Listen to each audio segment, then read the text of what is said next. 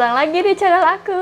Jadi di video kali ini, hari ini kita akan sharing lagi seputar relationship. Dan topik kali ini adalah topik yang dari zaman dulu sampai sekarang kayak masih seru untuk diperbincangkan, karena masih banyak yang mengalami. Apa itu? Ya, hari ini kita akan bahas tentang posesif. Kadang kita suka bingung ya, sebenarnya di hubungan ini yang posesif itu aku atau kamu gitu, aku atau dia yang posesif. Makanya kalian harus simak video ini, karena aku akan sharing ke kalian seputar apa sih sebenarnya ciri-ciri dari posesif, atau apa sih sebenarnya posesif itu, terus gimana cara mengatasi si posesif ini biar setidaknya dia berkurang ataupun mungkin hilang dari hubungan kita. Nggak ada yang mau kan, kayak selalu dikekang-kekang terus sama pasangannya. Simak video ini sampai akhir, tapi sebelumnya yuk dukung aku, subscribe dulu channel aku, like dan komen videonya, juga share video ini ke teman-teman kalian. Udah nggak sabar kan? Oke, kita langsung masuk ke pembahasannya. Pertama-tama kita harus tahu dulu apa sih posesif itu. Setelah kukumpulkan dari berbagai sumber, aku akan meringkasnya menjadi, jadi si posesif itu adalah kayak perasaan yang ingin memiliki atau keadaan ingin memiliki pasangan. Dan itu tuh secara berlebihan gitu ya. Kalau emang cuma ingin memiliki ya nggak apa-apa gitu, namanya kita punya pasangan ya pasti kita ingin memiliki dia gitu. Tapi ingin memiliki ini bisa jadi salah kalau udah berlebihan dan memunculkan perilaku-perilaku negatif yang bisa merusak hubungan kita. Terus kira-kira ciri-ciri dari posesif itu apa sih? Oke, kita bahas satu-satu ya. Ciri pertama dari, sebenarnya ini bukan suatu urutan ya, tapi kayak ya udah ini adalah ciri-ciri dari posesif itu apa aja gitu. Aku udah catat semua di sini. Jadi yang pertama ciri-cirinya adalah adanya perilaku mengontrol gitu. Jadi mungkin kalau di hubungan pacar kalian ataupun kita, jadi hubungan ini ada yang membatasi gitu, membatasi untuk mungkin nggak boleh berteman sama lawan jenis, atau mungkin membatasi kegiatan-kegiatan positif yang kita ikuti. Kayak kita nggak boleh gitu ikut kegiatan-kegiatan positif, kita bolehnya tuh harus pokoknya kita harus selalu nurut apa kata dia gitu. Dia yang mengatur, mengontrol kehidupan kita. Jadi dari hal-hal kecil pun semuanya diatur sama dia gitu. Banyak dilarang-larangnya, atau mungkin bahasanya kayak dikekang gitu ya sama pasangan. Nah itu tuh ciri yang pertama dari posesif. Lalu yang kedua, dia juga nggak memberikan kita waktu untuk sendiri. Maksudnya kayak ya udah kita tuh kemana-mana harus sama dia, harus nemenin dia waktu kita, dan kayak kita nggak punya waktu untuk sendiri, untuk sosialisasi sama, ini masih nyambung sama yang pertama ya, untuk sosialisasi sama orang lain, mungkin untuk pergi sama keluarga, untuk me time itu kita nggak ada. Jadi kita bener-bener ya udah harus selalu sama si pasangan itu gitu, ataupun kita sendiri yang nyuruh pasangan kita harus selalu sama kita. Itu kalau kita yang posesif ya. Nah kayak gitu, kebayang gak sih kalau di hubungan tapi kita suka dilarang-larang. Lalu berikutnya cirinya adalah selalu mau tahu. Jadi misal kita mau pergi, terus dia nanya, kamu pergi sama siapa? Mau ngapain? Di sana ada siapa aja? Kamu naik apa? Kamu mau pulang jam berapa? Kamu sekarang lagi ngapain? Coba dong kamu videoin. Coba dong kamu fotoin ada siapa ya. Coba dong kita video call dulu. Ada yang kayak gitu. Kayak kemana-mana kita harus laporan. Kita harus, semuanya dia harus tahu gitu. Kegiatan yang kita lakuin dia harus tahu. Ya emang sih mengetahui apa yang dilakukan pasangan ya nggak masalah juga. Tapi kalau misalnya ujung-ujungnya jadi posesif, jadi mengontrol, kalau nggak dikasih tahu akan marah, ya coba kalian pikir-pikir lagi, kira-kira betahkah di hubungan yang seperti itu?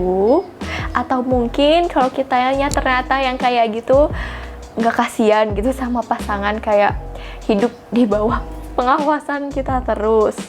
Berikutnya, ciri yang lain adalah selalu cemburuan. Nah, kalau cemburu itu kan di hubungan wajar ya, tapi kalau cemburuan itu beda lagi ceritanya.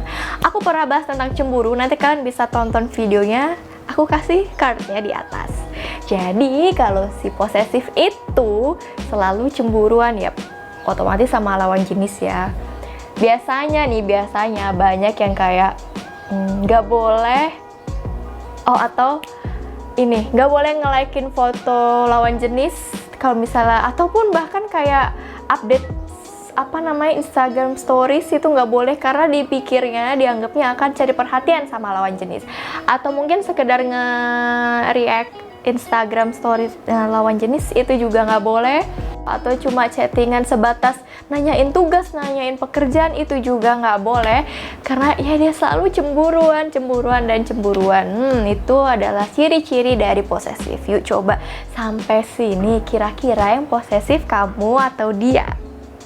Berikutnya, mungkin ini ciri yang terakhir adalah suka stalking in sosial media atau stalking in handphone pasangan, alias ngecek handphone pasangan, pengen tahu passwordnya apa, pengen buka WhatsApp-nya, pengen lihat di sosmednya, di IG-nya, di DM-nya ada apa sih.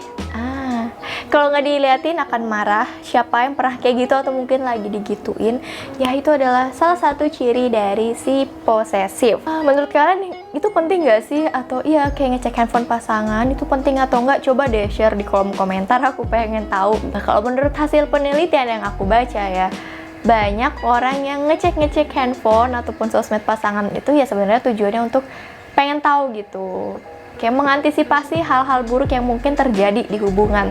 Tapi kalau kayak gitu banget, coba deh, sejauh ini pacaran atau menjalin hubungan itu emang gak ada rasa percayanya gitu. Coba, apa mungkin ada yang salah nih di hubungan kita sampai kita gak punya trust itu ke pasangan kan? Nah sekarang kita akan bahas sedikit tentang gimana sih cara untuk mungkin mengatasi ataupun mengurangi, atau mungkin kalau bisa juga menghilangkan ya si posesif itu dari hubungan kita. Karena capek nggak sih ngejalanin hubungan tapi isinya kayak dikekang terus, dilarang-larang, semuanya serba diatur. Jadi cara pertama yang bisa kita lakukan yaitu dengan belajar untuk percaya sama pasangan. Ya karena kepercayaan atau si elemen percaya ini merupakan salah satu dari ciri hubungan yang sehat. Jadi hubungan yang sehat itu ada si trust. Ya udah, yuk kita belajar sama-sama saling percaya. Dan menurutku ketika kamu udah percaya terus tiba-tiba tetet kayak kalian dapet zong gitu, ya udah gitu, itu masalahnya dia, itu di luar kontrol, di luar kendali kalian. Yang penting kalian udah berusaha semaksimal mungkin, seterbaik mungkin untuk hubungan kalian gitu. Yang kedua, ini aku pernah bahas juga di video tentang rasa cemas ataupun insecure di dalam hubungan. Kalian bisa langsung cek kartnya di atas.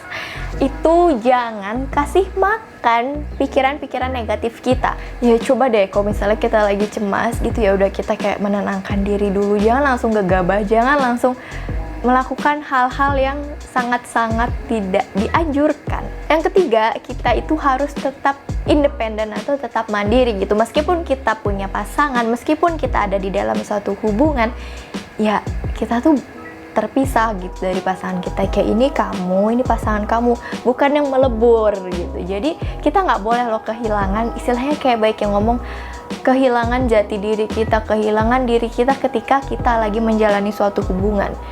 Nah, kenapa sih kita tuh penting untuk tetap mandiri, untuk nggak bergantung sama pasangan?